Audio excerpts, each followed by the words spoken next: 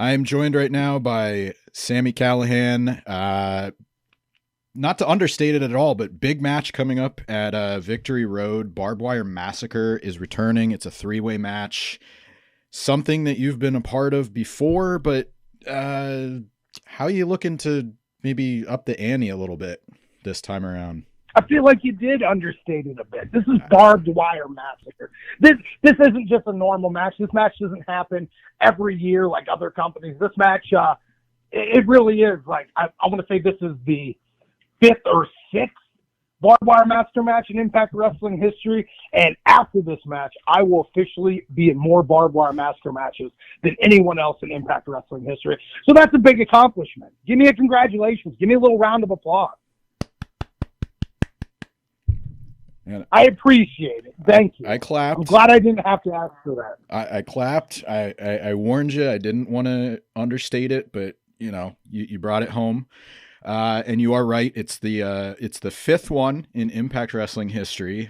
You were actually part of the last one around. It was Hard to Kill 2021. And I was a part of the one before that as well. Indeed. That was a 6-man one.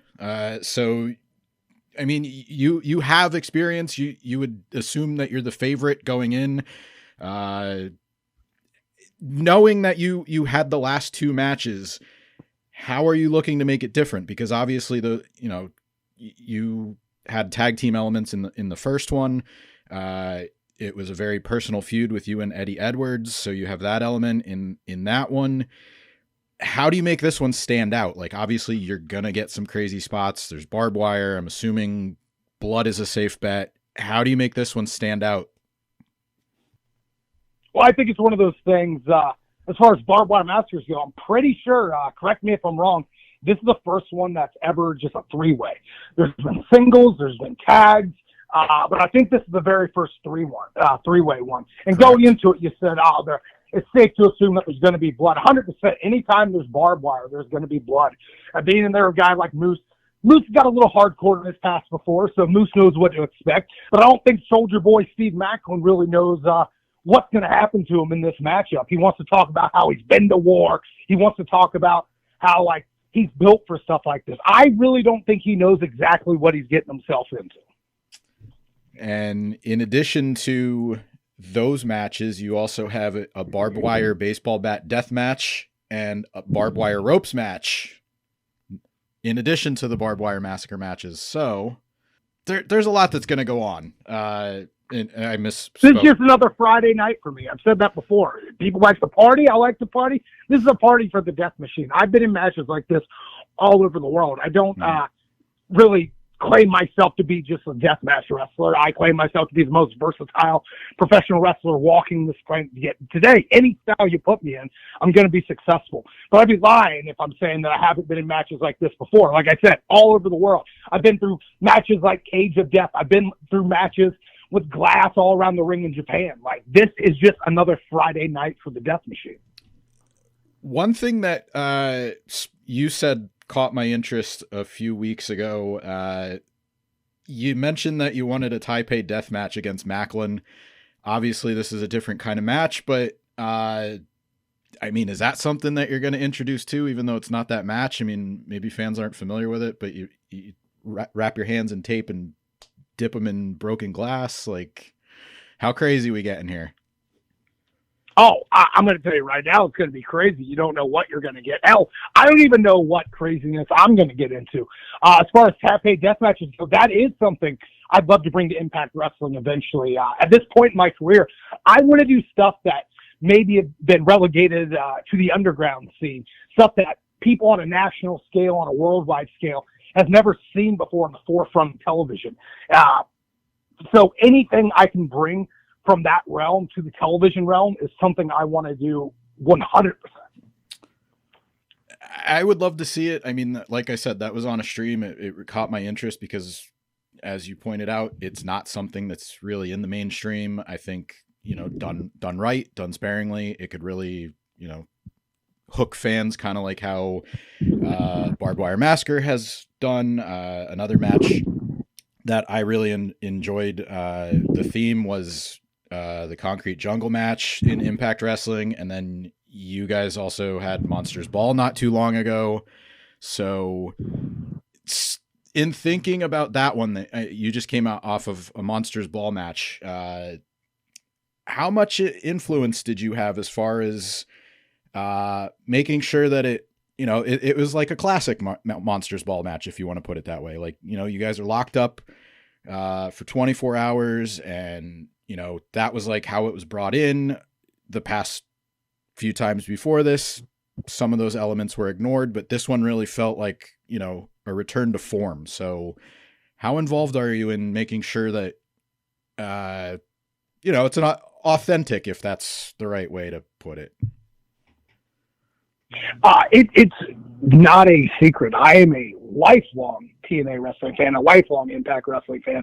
Hell, that was one of my goals before I went to other places around the world. I always wanted to be a wrestler for Impact Wrestling. I get to do that now on a weekly basis, which is absolutely great. But getting a chance to be in a Monsters Ball match, be in a Barbed Wire Massacre match, I want it to be as authentic as possible. That was something extremely important to me going into Slammiversary. Slammiversary, it's the anniversary of Impact Wrestling. So what better place to do it and do it right than at Slammiversary? Being a lifelong fan, like I have been, of this company, everything I do, I want it to be as authentic as possible. Abyss is one of my biggest influences, one of my favorite professional wrestlers of all time. And getting a chance to hopefully make a guy like that proud and getting to extend his legacy with matches like that is something I always strive to do. And in addition to the Monsters Ball match I mentioned, that was Slammiversary, Clockwork Orange House of Fun match, that that was a Raven hallmark. Any other matches? We just talked about the taped fists and the glass, that you want to bring stuff that's a little more underground to the mainstream. Any other matches from TNA's past that you've been kind of like maybe pushing to bring back, or waiting for the right moment to kind of pitch that idea? I think at this point, as far as hardcore elements go, I think I've possibly been one of the only guys of the current crop of people that's done every single one of Impact Wrestling's legitimate, like, marquee matches, except for maybe King of the Mountain. Like, we haven't had a male's King of the Mountain in I don't know how long. That's another one I'd love to do just to add to my resume and my body of work going forward. Mm-hmm. The one that came to mind, and it's polarizing, I guess, the Last Rites match. You mentioned Abyss. He was in that one. You think you could do that justice, or is that one that's better left alone? I think that's one better left alone. There might be a reason that there was only one of those. When you really think about it, there might be a reason there was only one. But hell, if the opportunity presents itself, I take a challenge. That's what I want. Like, I don't want things to be easy. I don't want things to be cookie cutter. Like, you put me in any match, like, I'll keep saying it till I'm blue in the face. I'm the most versatile wrestler on this planet today. In any match you put me in, I'm going to find a way to make it work. Fair enough. That's what, for better or for worse, that one came to mind. But you have quite a bit. And when you brought it up, I had that picture in my head of that casket being lowered down in the middle of the ring. And I was like, oh, I hope he doesn't bring it up. But you brought it up. I did. I will own it. All right, we'll leave it in the past. We could keep talking about what is in your immediate future. But good or bad, it's a part of Impact Wrestling history. Like, things like that is what makes Impact Wrestling great. They're not afraid to experiment. They're not afraid to go out of the norm and think outside of the box. And that's why I love this company the way I do. One other thing that you did bring up recently, and it also resonated with me. You said that fans using the excuse they can't watch Impact is bullcrap. You laid it out. Oh, you're going to bring that up again. I already got attacked on the stupid social media machine for that, because everyone wants to be mad over everything nowadays, when I'm just very loyal and very loving of our product. Like, I agree. How dare me say that Impact Wrestling has a great wrestling show? I agree with you. That's why I'm bringing it up. I'm on your side. I was like, there is no excuse. You can watch it on YouTube. You can watch it on cable. You can watch it on replay. And, there was people people that agreed with you. I had a lot, we posted that. There's a lot of Impact fans that were like, yeah, there's no excuse. And then there's people that were like, oh, I still don't know where to watch it. And I'm like, he literally like just like read the article or watch the video. He told you where to watch it. It was like either start watching it or read and watch what he's saying. Like, I agree. It's so much easier than it was 2 years ago, 5 years ago. Like, I don't know. I appreciate you saying it because I agree with you. That's one thing I will good about for this company, possibly harder than anyone else, because I do believe in this company. I don't just say that because I have a job with the company. I don't just say that because I'm contracted with this company. I say that because I believe in this company. Like, I've signed on to this company multiple terms over and over and over again because I want to be part of something special. I don't want to just be part of something where I'm just a dude. I want to be hands-on. I want to see Impact Wrestling get to that next level, and I think we've done that over the past couple of years. We went from being the company that had a terrible reputation back before the new regime took over back in, I want to say, 2018, to the growth we've had in just the past 5 years is absolutely ridiculous when you really think about it. I agree with you. I think people should get on board. It's definitely a turnaround. Impact Insiders. And I think we do have a lot of people on board. We have a huge fan base around the world, but like with how much content there is in professional wrestling right now, I'll never be satisfied with just this group of fans. I want more fans and more fans and more fans and more fans to see what's great about Impact Wrestling that I see each and every week. You've always talked about how, you know, you consider Impact your family, and it's just not, it starts at 99 cents a month. Impact Insiders YouTube. Like, you can't beat it. So there's literally no excuse. We legit can't beat it. I will. I know we're practically in a recession. I know inflation is through the roof right now. But if you want good content, you don't have access to television. 99 cents to watch one of the best weekly episodic wrestling shows on the planet ain't a bad deal. There you go. Maclin, I'll get back to Victory Road real quick. He kind of takes on Soldier Boy. We'll see. That's where I was going with this. You keep calling him Soldier Boy. There's the obvious reference to the boys right now in popular culture, but he also has that Punisher, Frank Castle vibe going on. So I'm gonna stick in the Marvel universe. If he's the Punisher, who's your Marvel equivalent to him? Who's my Marvel equivalent to the Punisher? Yeah, who are you going to beat the Punisher with? Are you Wolverine? Are you Daredevil? You're giving me a good question. If you're going to give me DC, if we can have a DC crossover, I'm the Penguin 100% of the time. The Penguin Okay. from the new Batman, 100%. Okay. But from the Marvel universe, see, that's a hard one because I don't think I tie in that well with a Marvel character. I'm a huge Marvel fan, but when you really think about it, I don't know, maybe call me Doctor Strange because I figure out a way around stuff and I always fix things. All right. Well, Penguin, Doctor Strange, two solid characters. I think we went through this whole year. But the Penguin isn't Marvel. I know. I messed with the rules. He's DC. Hey, we went through this whole year with Forbidden Door. I think somebody can be okay with a DC Marvel crossover. You know what I mean? It's going to happen eventually. All right. It's going to happen eventually, and I'm waiting for it. All right. What about DC or Marvel? Who is Moose in the comic book universe? What superhero or villain would Moose be?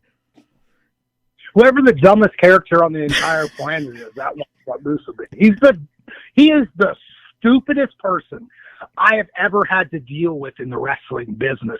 And he just thinks of these dumb ideas in his head that he thinks are truth. If you listen to him talk on television, that's exactly how he is in real life. And so he's insufferable. I can't think of anybody that would really, fit that really bill. dumb and annoying in the Marvel universe. You might as well call him Jar Jar Binks because that's how I feel about Moose. Okay. Everyone hates him. That is a different universe, but Disney owns Star Wars and Marvel. I can make it work. I'm on board. I'm trying. I can't think of any other way to put it. We've talked quite a bit about. He actually tried to tell me in an interview we did together, going into Clockwork Orange, that he's been in more matches than this than me. I'm like, do you actually believe that, Moose? Do you actually believe that? Moose, you've had everything handed to you since day one. I don't think you've ever had to really struggle since getting into the wrestling industry. You went right from college into the NFL. You went right to the NFL to being signed to a wrestling contract. He hasn't had a struggle like a guy like me and actually love and bite and scratch and claw to get to where I am. So to have someone like Moose beat me in Barbed Wire Massacre is my worst nightmare come true. We've talked a lot about Victory Road, and you just mentioned building something, scratching, clawing.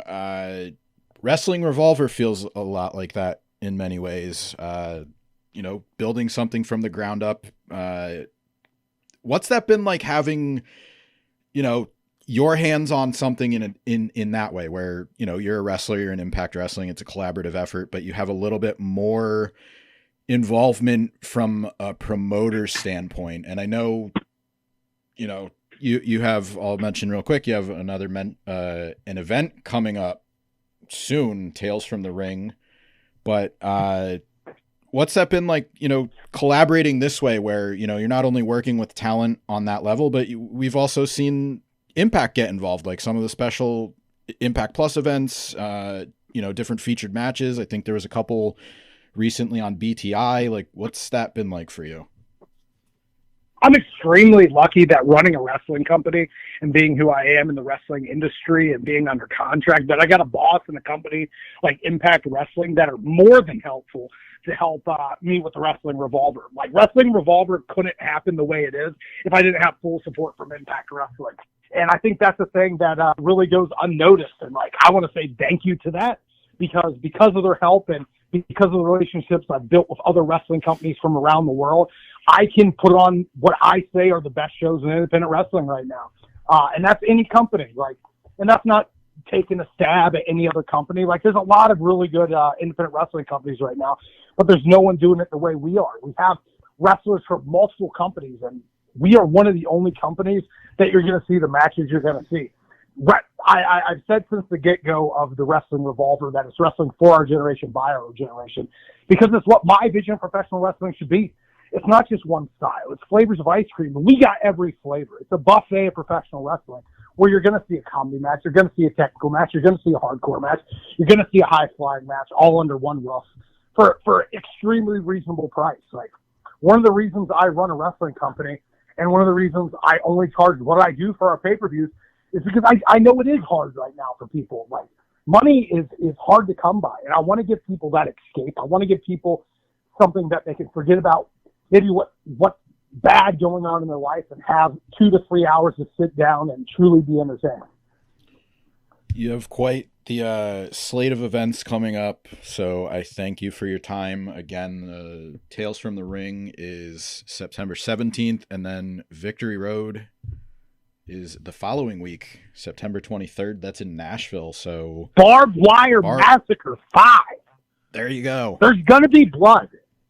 This one will not be for the squeamish, because I can tell you right now what I got planned in my head. I'm going to cut both those idiots from ear to ear, and they're not going to know exactly what hit them. They don't know what this is at the end of the day, and to me, this is just another Friday.